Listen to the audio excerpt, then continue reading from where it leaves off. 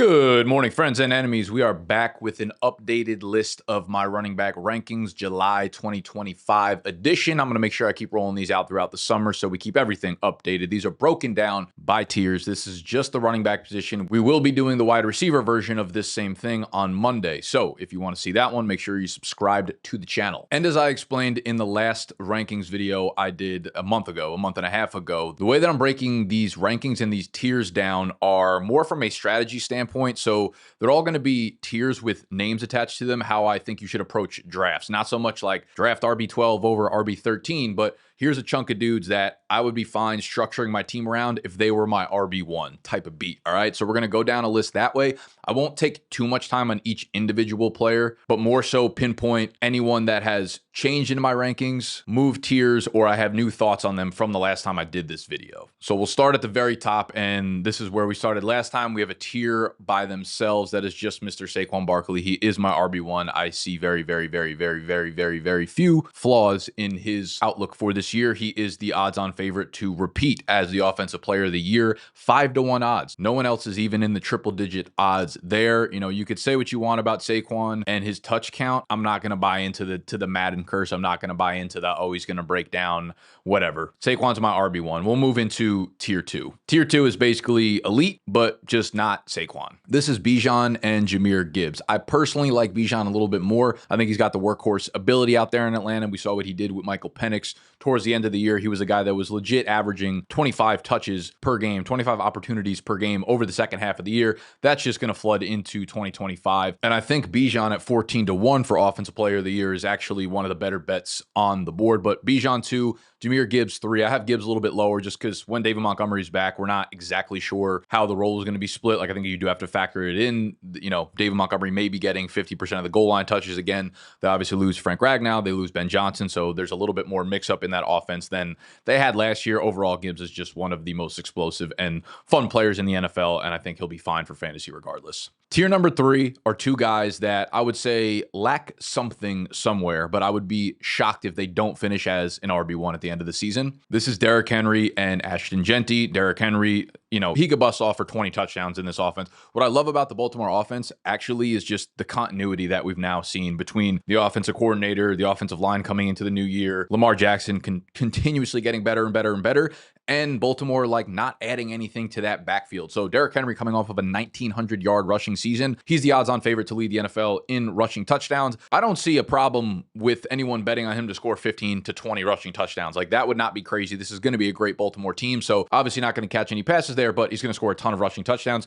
Genty's kind of like the dark horse in this year's fantasy realm because we have so many good upside running backs and we have a lot of guys right underneath this tier. But Genty's like, you know, the number 6 overall pick. He's going to the Raiders where he should get every opportunity to get every opportunity. I just question how good that offense can really be, but I do like the stability a little bit more with Geno Smith there. They're putting some things together with Pete Carroll. So Genty's a guy that I would be surprised if he finished with fewer than 1,300, 1,400, 1,500 total yards from scrimmage. The touchdown numbers are where I think I like differ a little bit with Henry. Like, Henry might have double the number of touchdowns that Genty does, but Genty's a very good pass catcher, so he could double up his reception total there. But regardless, both those guys should finish as RB1s for sure. Tier number 4, this is where the direction of your draft becomes a little bit more strategic. The way that I labeled tier number 4 is that if any of these guys were my RB1, like, I would be perfectly fine building my team around these guys as my RB1 if I went a different direction positionally in round 1 or 2. And there's 5 guys in this tier. That is Devon Achane, Chase Brown, Jonathan Taylor, Bucky Irving, and Josh Jacobs. Just a quick one-hitter for all of them. I think Achane has a good chance to lead the NFL running backs in receptions, especially with Jonnu Smith out the door now. Achane should be a huge part of that offense that has kind of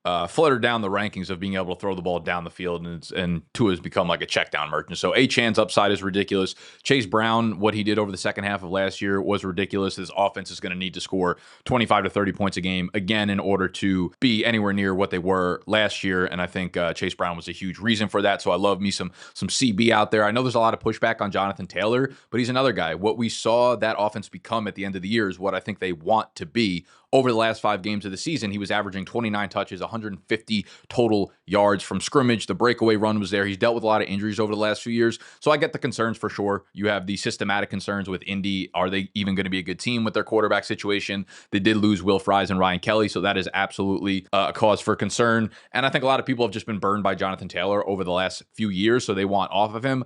At the end of the day, I think JT, you're getting a guy who is dropping pretty far in drafts now. He's like, late second-ish in that spot of the draft there. I think you're getting a guy who is, anytime he's on the field, he's guaranteed 20 touches there. So JT, Bucky, coming into the second year, I don't see a reason why Bucky can't be like what Austin Eckler was in LA during those top 3 fantasy finish years. So Bucky's there. Josh Jacobs was obviously a fucking beast for Green Bay last year. Tier number 5. Something about these guys make me feel uneasy with them as my running back 1. If things break right, they could be the keys to your fantasy draft. But if I'm going into the season and these guys are my top dog, I feel a little bit queasy. Not to say it can't work, not to say you can't have a loaded roster around them, but when I'm drafting, I'm looking for one of the 10 guys that I had ranked already above them to be my RB1 to build my team around. And this tier is 4 guys. We got C-Mac, Kamara, Kyren Williams, and James Cook. C-Mac, I've been on record, like right now where we stand in the summer, I'm not like C-Mac has moved up to like RB5 rankings for a lot of people. He's consensus moving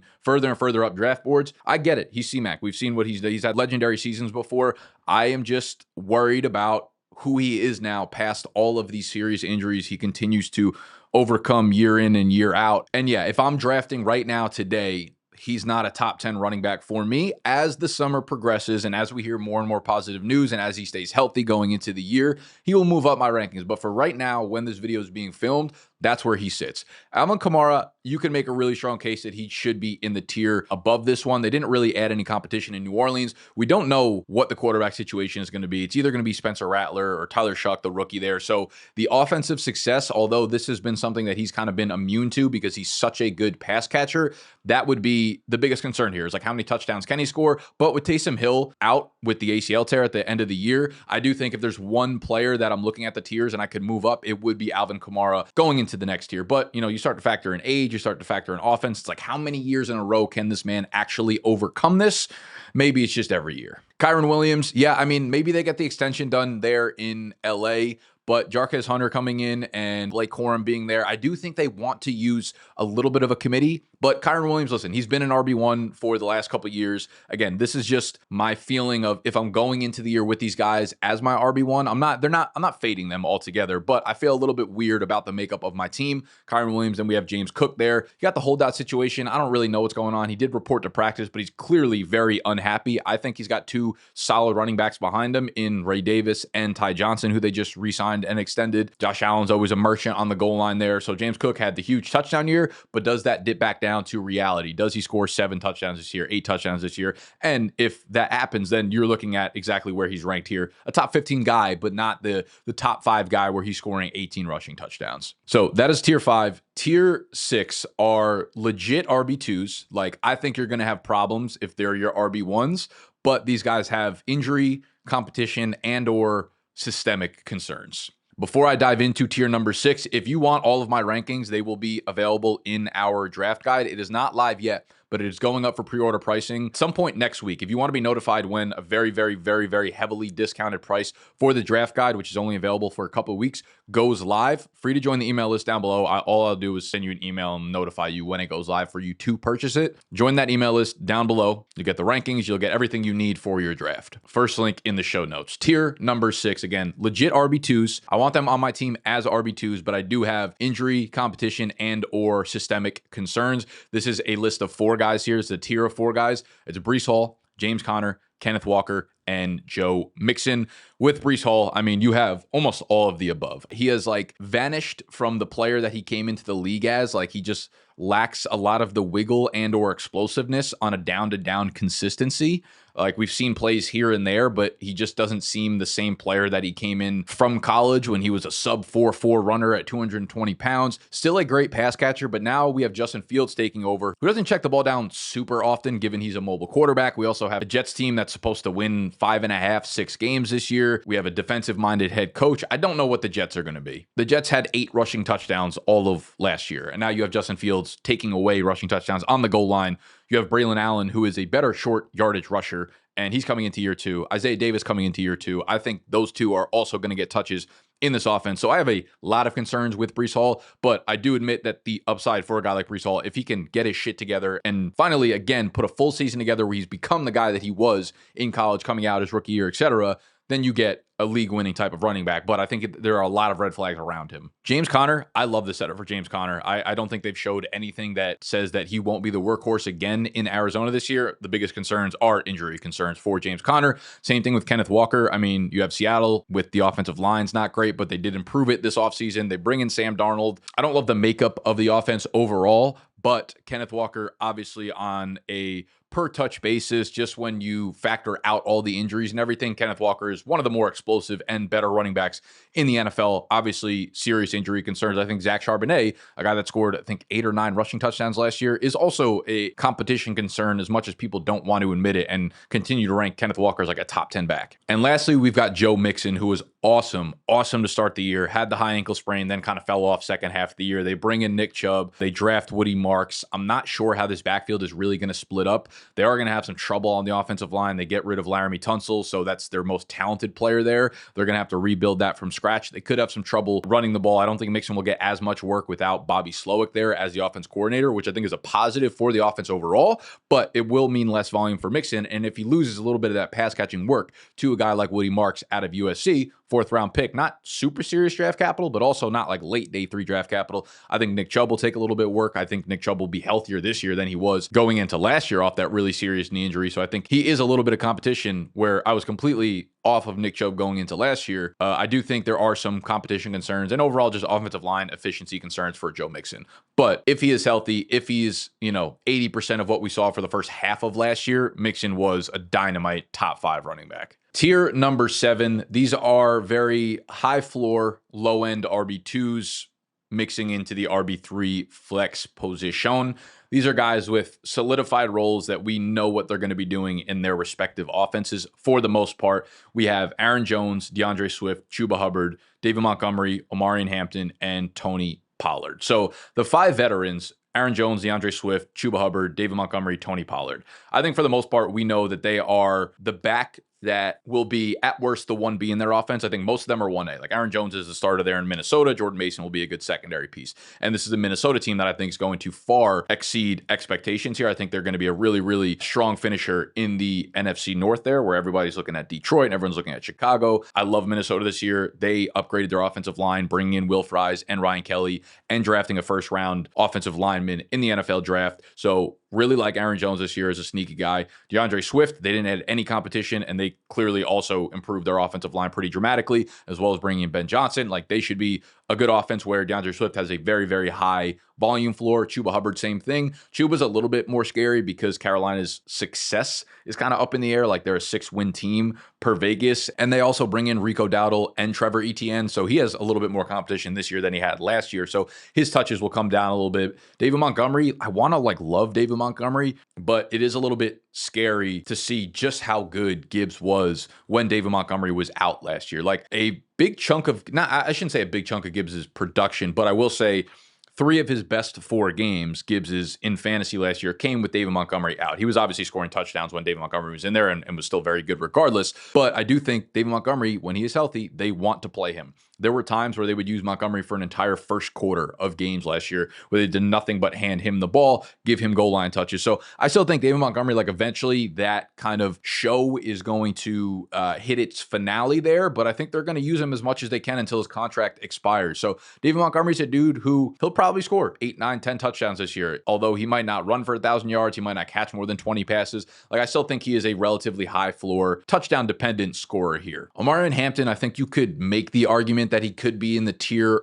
above this one, but those guys have a very safe volume floor, where Hampton is a first-round pick, so he will get there by the end of the year most likely, but Najee Harris is definitely going to take some touches. I think this will be a 1A, 1B as long as they both stay healthy for the majority of the year. There might come a point where Hampton just separates himself from Najee from a talent perspective, but I think to go into the year just expecting that off the rip would be a little bit naive here. So Hampton's in this tier where I actually would probably feel way more comfortable starting everybody else in this tier for for the first month and a half, 6 weeks. And then I think Hampton probably overtakes all of them over the second half of last year in this Chargers offense. It's going to be able to move the ball, that wants to run the ball a shit ton. Hampton's a 3-down back here, but again, Najee Harris will take 10 to 12 touches a game most likely. And then Tony Pollard, one of the most underrated backs I think in fantasy football, was great for Tennessee last year. They get an improvement at quarterback, so maybe they score more points. But Pollard's really done nothing but be really, really good over the last 3 years. 1,000-yard rusher for 3 years in a row,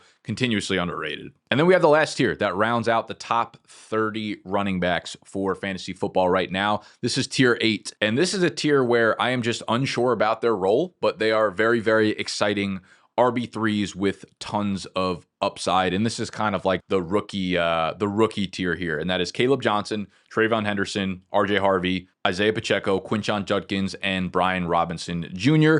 I think Caleb Johnson can probably get moved into the next tier. And I think, again, this is going into the year. I do expect Trayvon Henderson to get more and more of a role as the season progresses. Same thing with RJ Harvey. Same thing with Quinshon Judkins.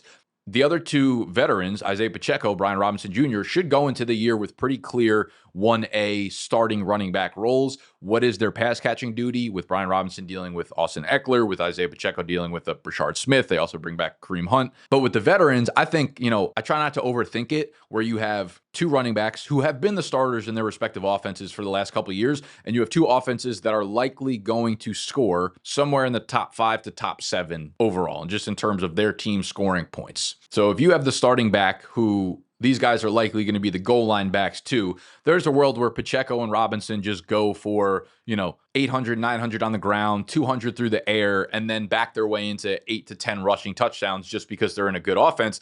That's going to get you top 15, top 20 numbers there. So I kind of think they just have a nice floor with some upside based on possible touchdown opportunity. So while they're very boring picks, I would not overlook just kind of padding the bottom of your roster with guys like that you're going to be able to flex immediately. And if they score a touchdown on that given week, you got 15 points out of your flex play. The other running backs like Caleb Johnson, I love. I could see him being a top 15 back by the end of the year. His 40-1 odds to be offensive rookie of the year are some of my favorite on the board. I think he'll have a really high floor role immediately as well. I question what his pass catching role is going to be, which is why I have him down here, because Jaylen Warren's still going to play a ton. I think they're going to work off of each other very, very well. But Caleb Johnson, I think, might be a dude where he might get 15 carries a game, but if he doesn't score a touchdown, he might go like 15 for 76 and a catch for 7 yards. And that's not great fantasy production. So I think he'll start off as that type of player. Trayvon Henderson, I'm not sure what his early down role is going to be with Ramondre Stevenson still there, but they do have an improved offensive line. They will have an improved system. They will have a second-year Drake May. So love the overall outlook for Henderson. I just don't know what his role is going to be immediately. RJ Harvey, I think he'll be a pass-catching back to start. I think J.K. Dobbins will take a lot of early down work. Harvey's really explosive. He's not a good pass blocker, though, so I don't think they'll use him in those situations. I think he'll take some of the early down work, but I'm not sure what they do on the goal line because he is 205 pounds. So I think Harvey's a fun player, an exciting player, an explosive player. I'm just unsure about what his actual role will be, especially at the start of the season. Judkins, I think, is probably one that I actually feel better about the role, where he's the early down starter for sure. He's like Pacheco, he's like Brian Robinson, except he's on a much worse team. Like Cleveland's win total this year per Vegas is 4.5 wins, I believe. So you tell me if he's going to need that team to far surpass expectations and score a lot more touchdowns, or give him a lot more touchdown opportunity, and or not have Jerome Ford, Dylan Sampson play the pass catching role in this offense. So again, those guys are RB3s, not fades for me. Will like to pad the bottom of my roster with those guys, have a ton of upside, but probably not really startable off the rip. All right, so those are the top 30 fantasy running backs right now, July. We'll be doing the wide receiver version in a couple of days, so make sure you subscribe again. And if you want all of our rankings, which will have positional, it'll have overall, flex, super flex, all that kind of stuff, as well as a ton more useful tools for you guys, just drop your email on the list below. I'll send you out an email as soon as the draft guide with very, very discounted pre-order pricing goes live in a week or so, and you'll get access to that on August 1st, and you won't have to sweat your fantasy draft whatsoever. You don't have to watch another video again for the entirety of the summer, right? That's what purchasing the draft guide will do for you. I love you. I'm out of here. Smoochies.